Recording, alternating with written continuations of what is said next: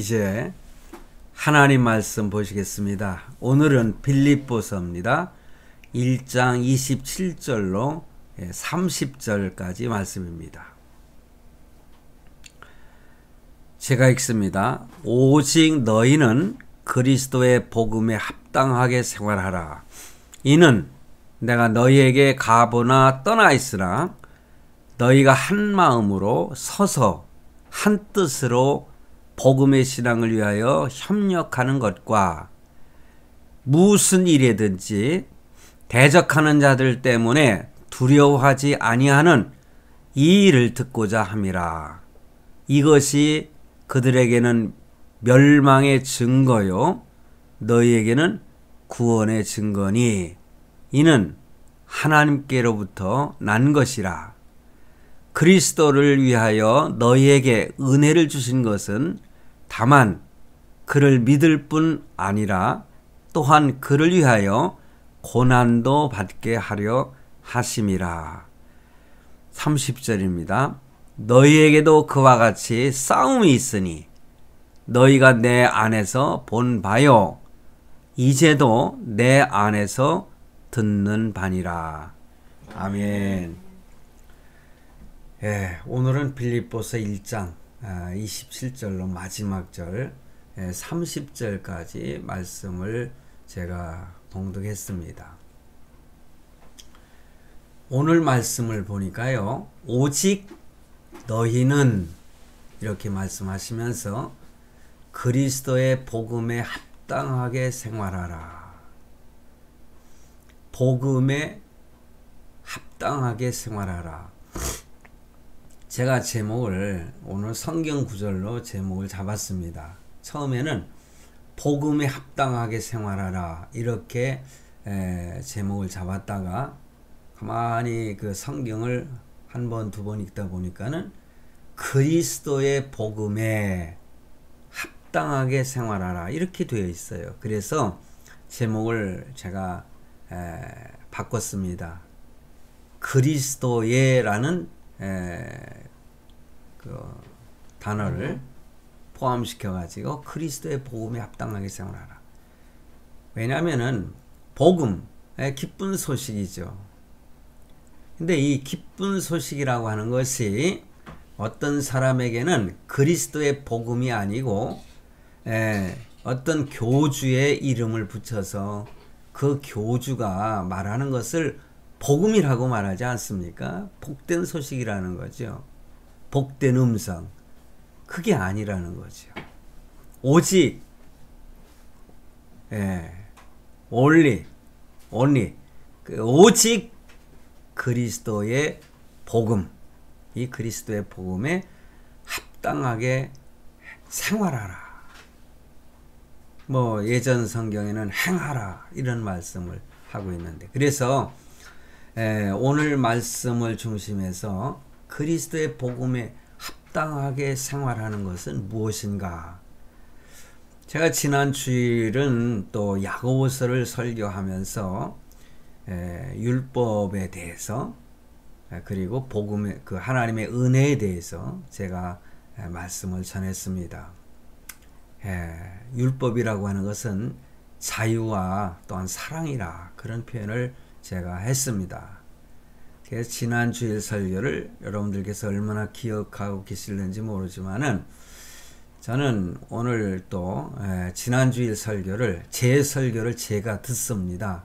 내가 또 어떤 말씀을 지난주에 전했나 그러면서 다시 묵상도 하면서 나름대로 오늘 말씀을 연계해서 참 이렇게 설교를 하게 되는 그래서 오늘도 여러분들에게 그리스도의 복음에 합당하게 생활하는 것 그것이 무엇인가를 한번 생각해 보려고 합니다.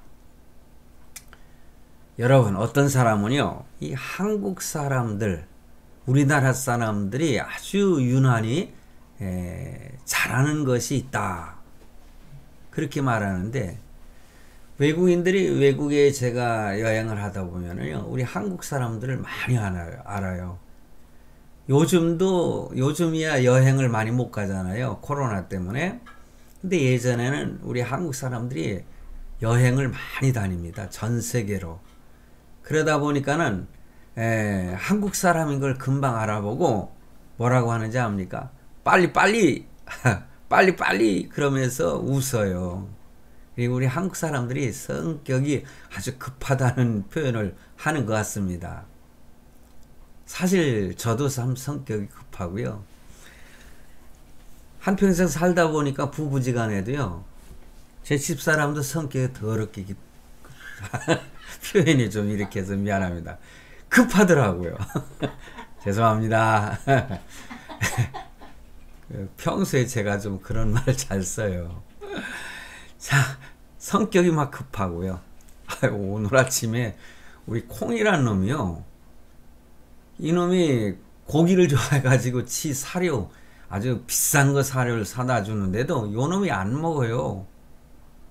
그러더니 제가 그냥 공하고 불러가지고 제가 손으로 이렇게 해가지고 먹여주면 이 어쩔 수 없이 받아 먹더라고요. 좀 먹였어요. 근데 조금 있더니 아이고 콩이 토했네? 아 이놈이 오바이트를 해놓은 거예요. 지난번에도 이와 비슷한 일이 있었거든요. 예? 고기를 먹고 싶은데 이놈이 고기를 안 주니까 고기 냄새는 풍풍 풍기고 있죠. 고기를 안 주니까는 성질이 났나 봐요. 그더니 그냥 토해버린 거예요. 그러니까 아이고 이놈이 토했네 하고 막 우리가 정신없이 이렇게 하는 걸 요놈이 알아요. 오늘도 이 오바이트를 해놨길래 아 저는 뭔가 스트레스 받았구나. 성질 더럽네 그냥. 그러면서 이제는 속을 줄 아냐? 그렇다고 줄 줄 아냐? 이렇게 지나갔어요. 제가 여담을 말씀을 드렸는데 이 한국 사람들이 이렇게 성격이 급하다는 겁니다. 그래서 그 중에 몇 가지가 있는데 어떤 사람이 그런 말 한 거예요. 한국 사람은 싸움을 잘한다는 거예요. 그리고 남을 속이기를 잘한대요. 이게 사기꾼들이 많다는 거죠. 그래서 여러분 하긴 한국 사람들이요 싸움을 해도요 길거리에서나 시장에서 그냥 소리를 높여가면서 뭐 새끼 저 새끼 하면서 이년저년 하면서 싸우지 않습니까? 부끄러운 줄도 모르고 그냥 막 싸움을 해대지요. 그리고 남을 또 그렇게 속이는 거예요. 자기가 속이고 있으면서도 속이는 줄도 모르고 아니 지난번에 말씀을 드린 것처럼 거짓말을 하면서도 자기는 거짓말하는 게 아니라고. 특히 정치인들이 그런 말을 잘 쓰지 않습니까? 그런데 이거는 좀 부정적인 표현이고요. 한 가지 중요한 것이 있어요. 그게 뭐냐? 우리 한국 사람들은요. 예수를 믿는 것이 최고라는 거예요. 예수 믿는 거. 그렇습니다. 우리 한국 사람들이 예수를 많이 믿고요. 또 열정적으로 믿지 않습니까?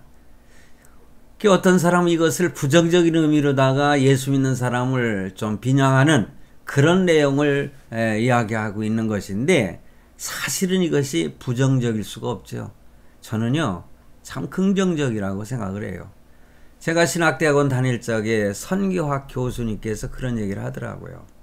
우리 한국 사람들은 그 심성 자체에 샤머니즘적인 그런 심성이 많이 있기 때문에 그리스도의 복음이 전달됐을 때에 그것을 흡수하는 힘이 강해서 초창기에 많은 사람들이 예수를 믿었고 또한 우리 기독교를 핍박하고 그러는 거에 잘 견뎌내서 우리 대한민국 사람들이요 지금은 외국에 복음을 전하러 가는 선교사들이 있잖아요.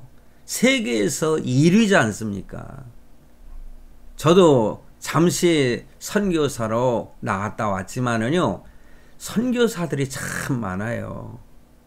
가는 곳곳마다 선교사가 없는 나라가 거의 없다시피 합니다. 그래서 제가 한번 찾아봤어요. 그러니까 세계 기독교 선교 역사상 우리나라만큼 단기간 내에 성공한 그러한 나라가 별로 없다는 것입니다. 그래서 제가 통계를 한번 봤습니다. 그러니까 21년이죠. 작년도까지 그 선교사가 우리 한국 사람으로서 몇 명이나 파송이 되어 있느냐. 그래서 한국 세계 선교 협의회가 주관하는 한국 선교 연구원이 발표를 한 겁니다.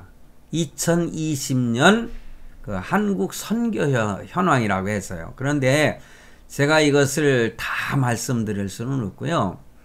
168개국에 22,259명이 통계가 된 겁니다. 여러분, 참 2만 명이 넘는 우리 그 대한예수교 장로회 합동측, 우리 장로교 합동측의 선교사들도 엄청 많이 나가 있습니다.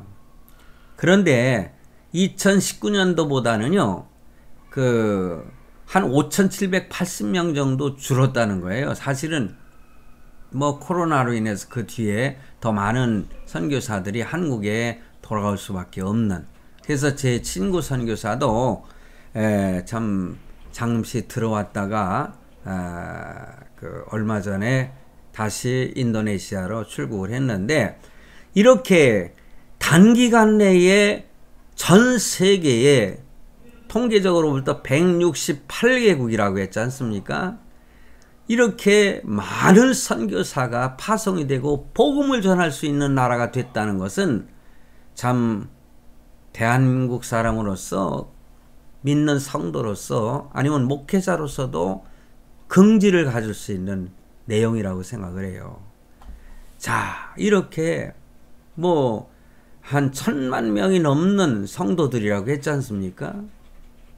어찌 보면은 기독교 국가라고 해도 과언이 아닐 정도로 우리 대한민국의 인구 비례로 예수 믿는 성도들이 엄청나게 많습니다. 다른 종교들보다 숫자가 더 많습니다. 불교보다도 많습니다. 여러분. 자, 그런데 이렇게 많은 복음의 우리 한국에 전파됨으로 인해서 예수 믿는 성도가 많이 늘어났는데, 그렇다면은 우리 기독교인들이 얼마만큼 일반 다른 사람들로부터, 불신자들로부터 여러분 인정을 받고 칭찬을 받고 존경을 받느냐, 이런 측면에서 볼 때는 가슴이 아프지 않을 수가 없습니다. 그래서 오늘 말씀 속에서 뭡니까? 그리스도의 복음에 합당하게 생활하라. 이렇게 사도 바울은 하나님께로부터 받은 말씀을 우리에게 전달해 주고 있는 것입니다. 빌립보 교회 성도들은 다른 교회 성도들보다도 사실 믿음 생활을 잘 하는 성도들이었는데도 불구하고 로마 감옥에서 빌립보 교회 성도들을 향해서 이렇게 오직 너희는 그리스도의 복음에 합당하게 생활하라, 이렇게 부탁을 하고 있는 것입니다. 참으로 복음에 합당한 삶이란 무엇일까? 이걸 묵상하지 않을 수가 없습니다. 제가 간단하게 몇 가지 말씀을 드리겠어요. 복음의 신앙을 위해서, 그리스도의 복음을 위해서, 그 신앙을 위해서 서로 협력하는 삶을 사는 것이 합당한 삶이라고 오늘 본문 가운데서 말씀하고 있어요. 그래서 27절 말씀이 뭐라고 하고 있어요? 오직 너희는 그리스도의 복음에 합당하게 생활하라. 이는 내가 너희를 가보나 떠나 있으나, 내가 너희에게 가서 보는 거나 아니면 내가 떠나 있으나 너희가 일심으로, 한 마음이라는 거예요. 일심. 한 마음으로 서서 이 섰다는 것은 뭡니까? 바로 서 있다는 거지요. 넘어져 있지 않다는 겁니다. 한 뜻으로 복음의 신앙을 위하여 협력하는 것과, 여기서 협력하는 것에 대해서 말씀하고 있습니다. 우리가 신앙생활 하다 보면 성도들끼리 협력해야 될 것이 너무너무 많습니다. 특별히 교회를 섬기고 그럴 때 특히 봉사라는 표현을 쓰는데, 저는 지금도 마찬가지지만은요, 제가 목회 생활하면서 성도들한테 교회를 위해서 봉사하라 이런 표현을 많이 일반적으로 쓰지 않습니까? 그런데 저는 봉사라고 하는 단어를 섬김으로 바꿔라. 교회는 섬기는 것이지 내가 무슨 뭐 봉사, 어떤 면에서는 내가 무슨 갑의 위치에 서가지고 이렇게 남을 도와주고 그런 교회를 도와주고 뭐 이렇게 봉사하는 것은 잘못된 표현이 아닌가, 그런 생각을 해요. 그래서 교회를 이렇게 받들어 섬기라는 거죠. 예? 성도들을 섬기라는 거죠. 그래서 이렇게 참 협력하는 섬김, 이것이 하나님의 그 그리스도의 복음에 합당하게 사는 첫 번째 조건이 아닐까, 이렇게 생각을 하는 거예요. 그래서 이렇게 사도 바울은 이 빌립보 성도들에게 복음에 합당하게 생활하라고 권면을 하면서 바로 이렇게 협력함의 중요성을 강조하는 말씀을 하고 있는 것입니다. 주님의 일을 하면서 하나님의 교회를 섬기면서 우리에게 스스로의 적이라고 할 수 있을까요? 그 잘못된 것들이 있습니다. 그게 뭐냐면은 자기 욕심이죠. 내가 교회를 섬김으로 인해서 나를 이렇게 어필하고 자랑하고자 하는 어떤 자기 욕심. 그래서 열심히 일을 하는데 봉사를 하고, 또 봉사라고 쓰고 있으면 섬기면서도 자기 도취에 빠져서 으쓱대는 모습. 그러면서 교만하는 것. 자기 고집에 빠져서 남의 뜻을 받아들이기를 꺼려하는 이러한 모든 것들이 오히려 말씀에 합당하게 생활하는 것에 적이라고 할 수 있을까요? 그러므로 이러한 것, 자기 욕심, 자기 열심과 도취하는 것, 또 교만한 자기 고집, 여기에서 공통적인 것이 뭡니까? 자기라는 거죠, 자기.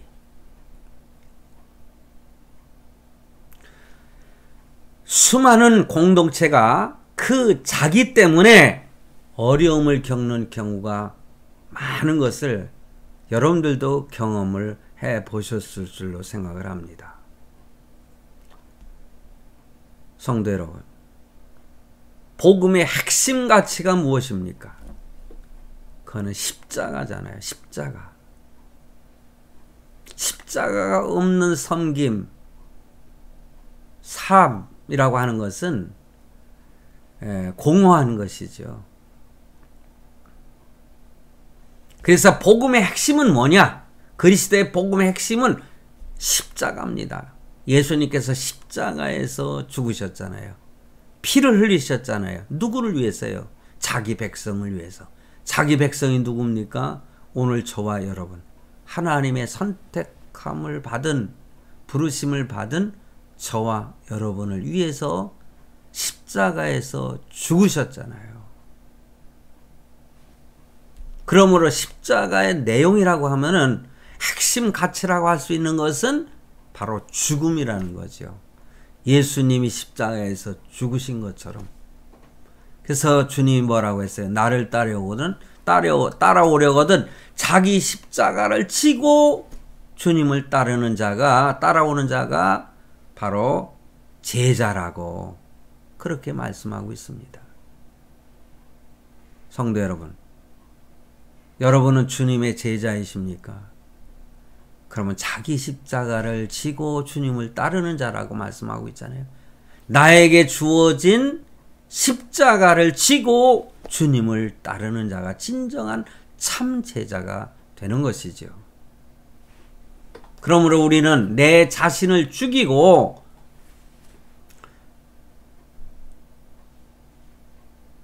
주님을 따라가는 그런 저와 여러분이 되기를 간절히 바랍니다.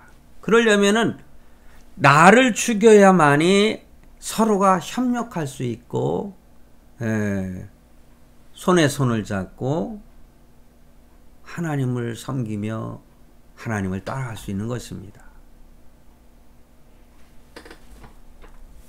교만하면은요 다른 사람들로부터 따돌림을 당합니다. 그래서 자기 할 따름이라는 표현도 있지만은요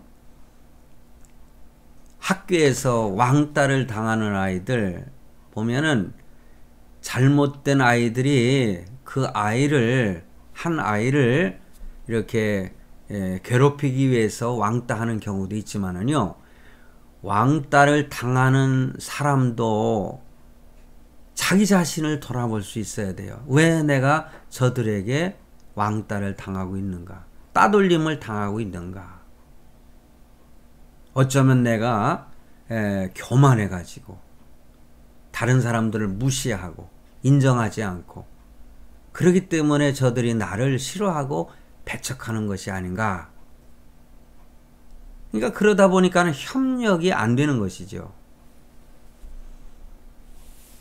더욱 무서운 일은요, 다른 사람들 앞에 따돌림을 당하는 것 정말 무서운 일이죠. 그러나 그거보다 더 무서운 일이 뭡니까?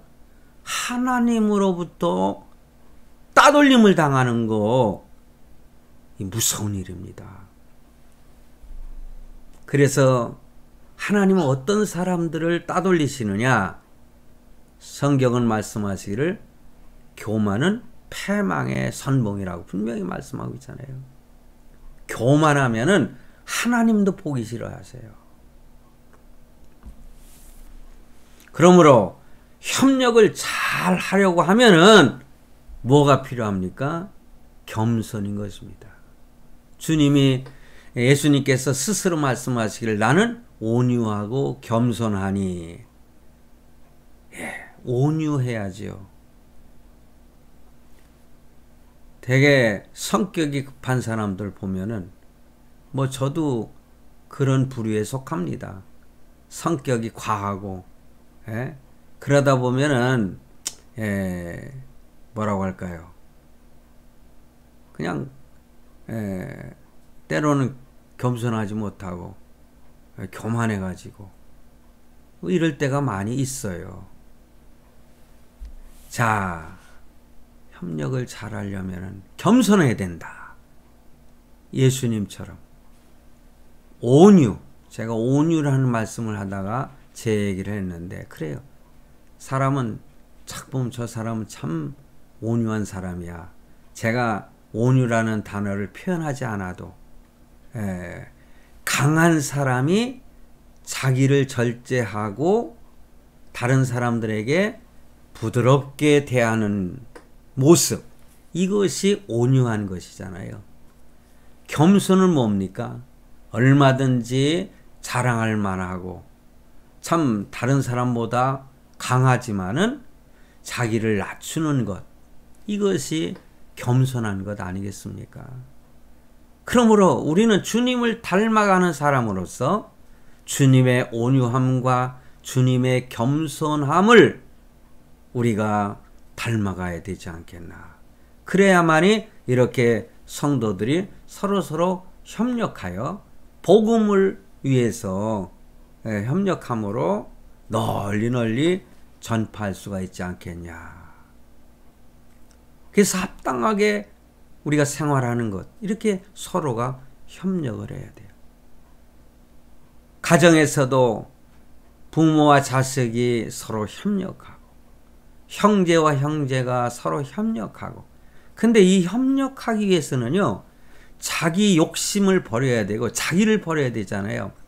혹시 다른 형제가 나에게 좀 불리하게 아니면은 손해를 좀 끼치는 일이 있었다 손치더라도 내가 참 겸손하게 수용을 하고 상대를 이해를 하고 그러면서 서로가 이렇게 마음이 하나가 돼야만이 하나님의 복을 받을 수가 있는 것입니다.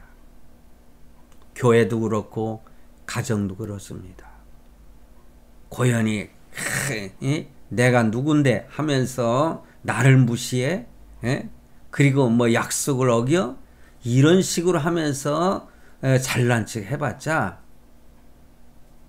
아무 소용이 없어요.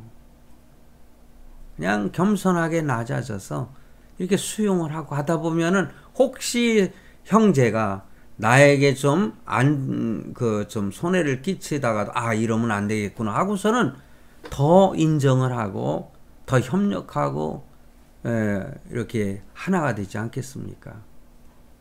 그러므로 허리를 굽힐 줄 아는 사람이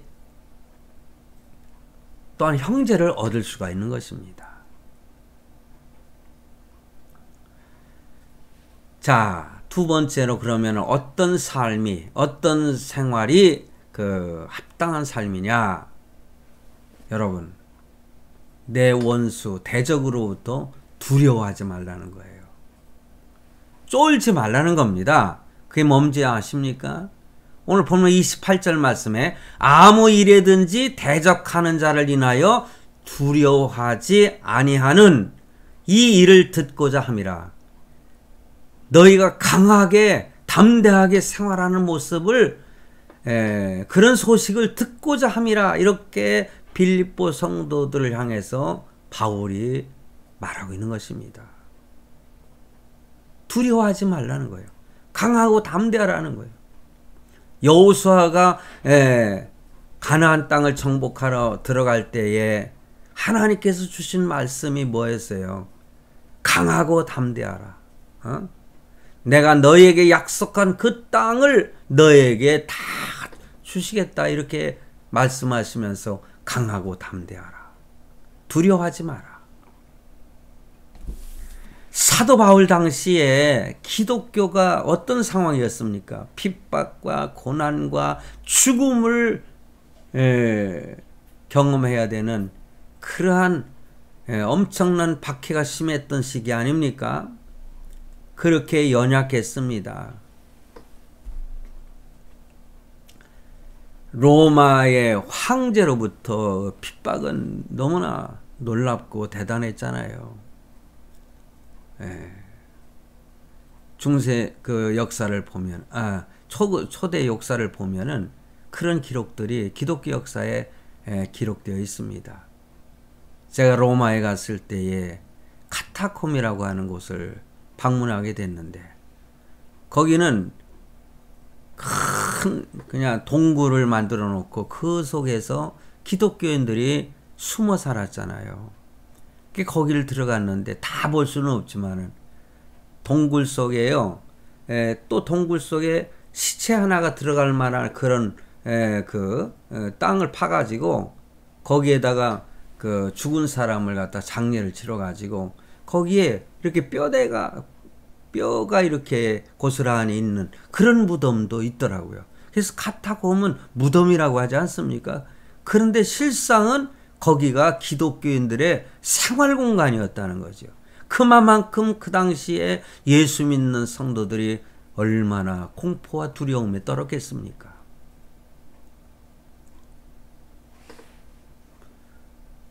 원수 대적들을 보면 거인과 같았다 이렇게 표현할 수가 있겠습니다.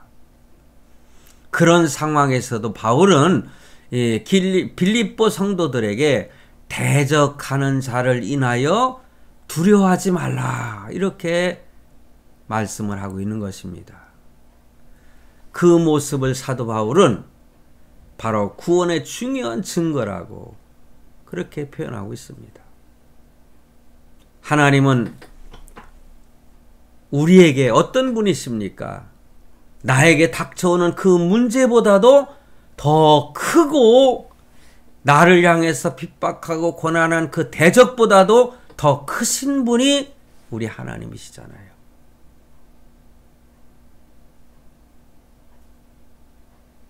좀 전에 그 우리 콩이라는 놈이 쾅쾅하고 지저댔잖아요.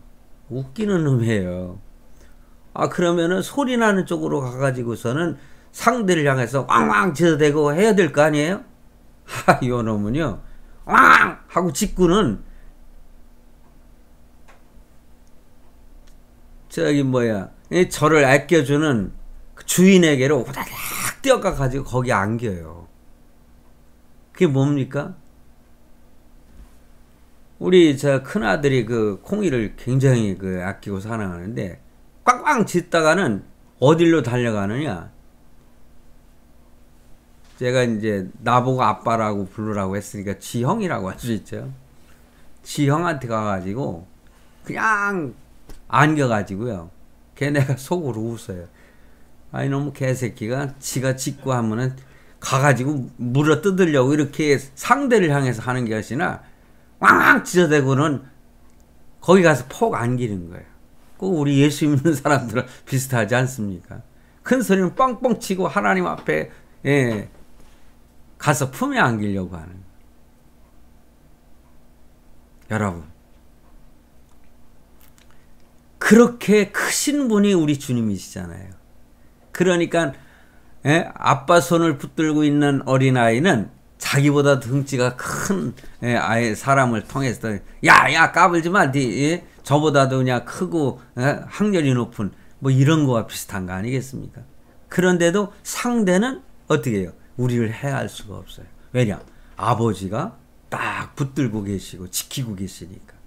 원수마귀 사단이가 우리를 갖다 해하려고 할 때에 우리 하나님은 더 큰 힘 있는 분으로 나타나셔서 우리를 보호해주고 계시는 것입니다.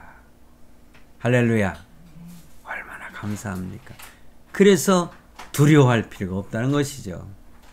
예. 우리 하나님은 살아계신 하나님이시고 우리 하나님은 나를 극진히 사랑하시기 때문에 하나님은 사랑이시라. 때로는 무서울 때도 있지요. 그러나 우리 하나님은 우리를 얼마나 사랑하시는지. 그러므로 염려하고 걱정하지 말고 우리를 해하려고 하는 것에 두려워하지 마라. 네. 그러므로 어떤 문제가 발생했을 때에 어떤 시련이 왔을 때에 우리는 두려워하지 않는 성도가 될 때에 그게 바로 그리스도의 복음에 합당하게 생활하는 성도의 모습이라는 것 결코 잊지 마시길 바랍니다. 사도 바울은 그렇게 살았습니다. 물론 우리가 하나님을 믿는다면은 두려운 감정이 전혀 없는 사람이 사실 얼마나 되겠습니까? 때로는 두렵지 않습니까? 한때는 제가요, 막 두려움이 올 때가 있었어요. 제가 어제 서울에 나가서요, 제 동기 목사인 사랑하는 친구하고 만나서 식사도 하고 대화도 많이 했는데, 제가 그런 얘기를 했습니다. 내가 이제 목회를 이제 중단하고 인도에 선교사로 갔다가 돌아왔어요. 그러다 보니까는 다시 제가 출국을 하지 않으니까 나를 협력하던 후원 교회나 개인적으로 이 후원금도 끊어지고 그러다 보니까는 야, 내가 어떻게 살아야 될 것인가. 그게 제 집사람이 일 나가서 이제 조금씩 벌어오는 거 가지고 이 생활을 좀 하다 보니까 나도 뭔가 수입이 좀 있어야 되겠는데 그래야 내가 말년에 살아갈 수 있지 않겠나. 그때 한순간 이렇게 밀려오는 것이 있었습니다. 내가 한평생 주를 위해서 이것도 어떻게 보면 교만한 얘기지만은 내가 주를 위해서 내 것 가진 것 다 희생하면서 목회를 하고 하나님을 섬기고 교회를 섬겼는데 내 주머니에 가진 돈은 비어 있는 것입니다. 그럴 때 나이는 먹어가지요. 그렇다고 뭐 수입을 어떤 방법으로든지 하긴 해야 되겠는데, 그래서 제가 여러 가지, 어떤 사람들은 목사가 그런 일을 할 수 있을까 하는 그런 일도 제가 했어요. 그러다가 이 변호사로 있는데 그 처조카에게 발견이 됐는데 한편 쑥스러워서 내가 이런 일을 하고 있다 그러니까 이거 저기 그 저보고 공업부 뭐 얼마나 얼마든지 오히려 더 보기 좋은데요. 뭐 이렇게 나를 칭찬해 주더라고요. 그래서 참 그러면서도 한편으로 그런 마음이 있었다는 거죠. 두려움이 있었고. 근데 하나님께서 조금씩 길을 열어주시고 지금은 정말 여유롭게 제가 살고 있습니다. 얼마 전에 우리 아들이 그 고급 승용차 제네시스를 사주더라고요. 그래서 제가 어제 그걸 끌고서는 친구한테 자랑하러 왔습니다. 우습죠, 목사가. 뭐 자랑이 하겠습니까? 보더니 이거 너무 고급차 아니냐고. 보기 좋다고. 이거 아들이 사준 거냐고. 그래, 걔가 사줬어.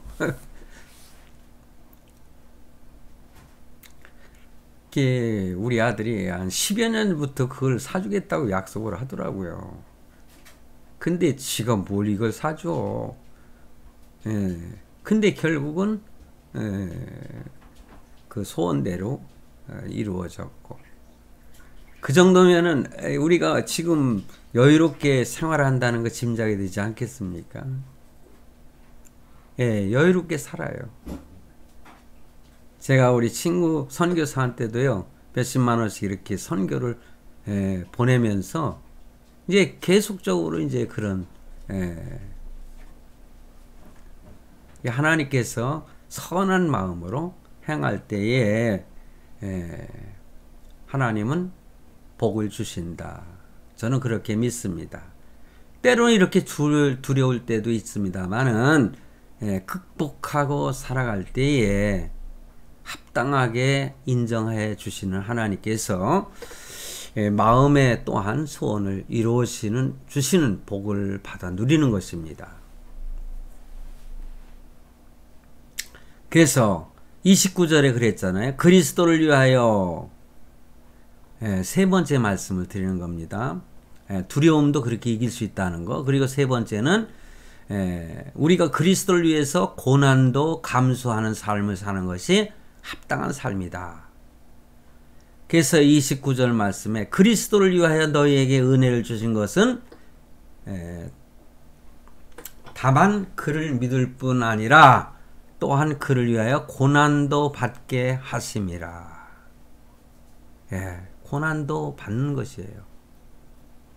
그래서 하나님께서 은혜를 주신 것은 확신을 가지고 살라고 주시기도 했지만은 십자가를 지고 살아가는 것을 암시해 주시는 말씀이에요. 쉽게 말하면은요, 믿는 사람이 고난을 받는 것은 하나님의 뜻이라는 거죠. 그렇습니다. 저도 나이 70이 되다 보니까는 좀 고난에 대한 얘기, 좀 전에 제가 좀 가슴이 좀 뭉클하면서 참 목사가 이런 모습 보이는 거 별로 아름답지는 않지만은 감정에 어떻게 충실해지는 것이 아닌가, 저는 그렇게 생각을 해요. 그렇다고 무슨 뭐 고급 승용차가 인생의 전부는 아니잖아요. 저는 하나님께서 다 포기하고 했더니 하나님은 주시더라. 믿습니까? 예, 저는 그것을 표현하고 싶었던 거예요.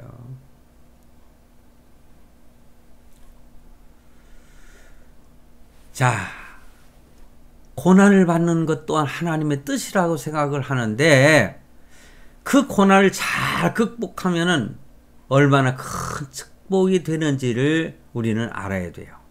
그래서 고난을 잘 극복하면은 예수님의 십자가에 우리는 동참하게 되고 십자가의 복음을 전파하는 능력도 생깁니다. 할렐루야. 그리고 하나님과 더욱 가까워질 수 있고 진실한 삶이 무엇인지를 깨닫게 되고 하나님의 천국의 상급이 그만큼 커질 거라는 거.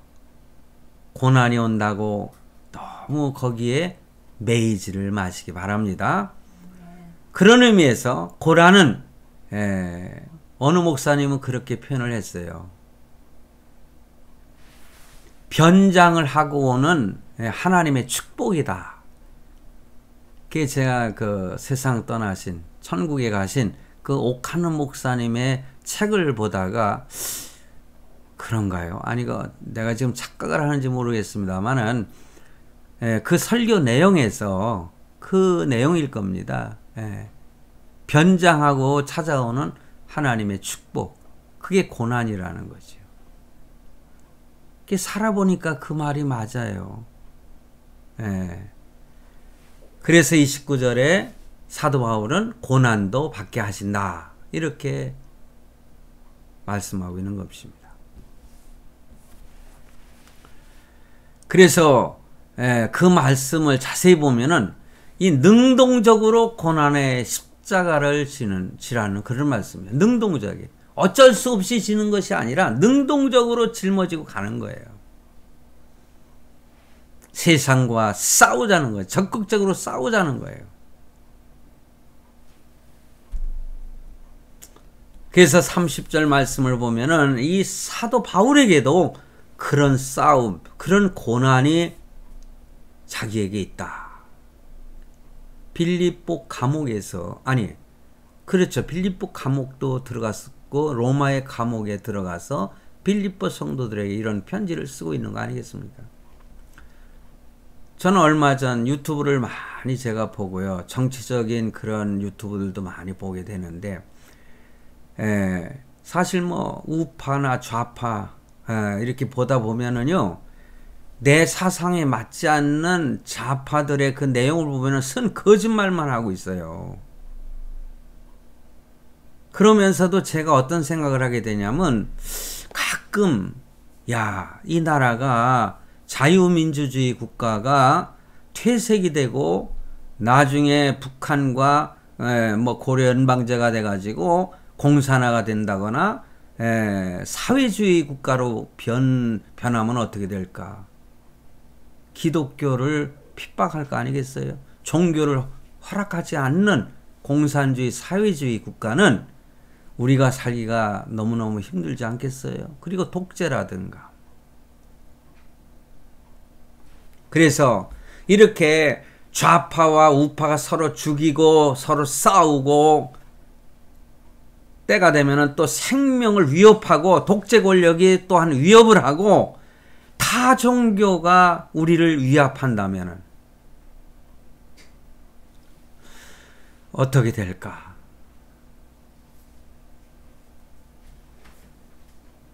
요즘에 이민 가는 사람들이 그렇게 많다는 거예요. 자유민주주의 국가가 퇴색이 되고 사회주의 국가로 변질될까봐. 그러나 굳이 그럴 필요는 없겠죠. 그런 때가 되면은 우리는 또한 그들과 싸우는 것이고 우리의 적을 향해서 싸우는 것입니다. 마지막 때라 생각하고 주님 오실 날을 기다리면서 마라나타, 오 주여 어서 오시옵소서. 그런 삶을 살아가는 것이 우리 기독교인들의 삶인 것입니다. 그러므로 중요한 건 뭐냐? 결론적으로 말씀을 드립니다. 죽고자 하면 산다는 거죠. 살고자 하면은 죽게 되는 것입니다. 그게 주님의 말씀이에요. 그래서 성경의 파라독스가 뭡니까? 내가 높아지려 하면은 낮아지고 이웃에게 주면 내 것이 되고 할렐루야. 그것입니다. 우리의 지난 날을 생각하면은 하나님께서 얼마나 은혜를 베풀어 주셨는가 그걸 생각하면은 오늘 우리는 이렇게 하나님 그리스도의 복음에 합당한 그런 삶을 살아가야 되지 않겠나 생각을 합니다. 기도하겠습니다.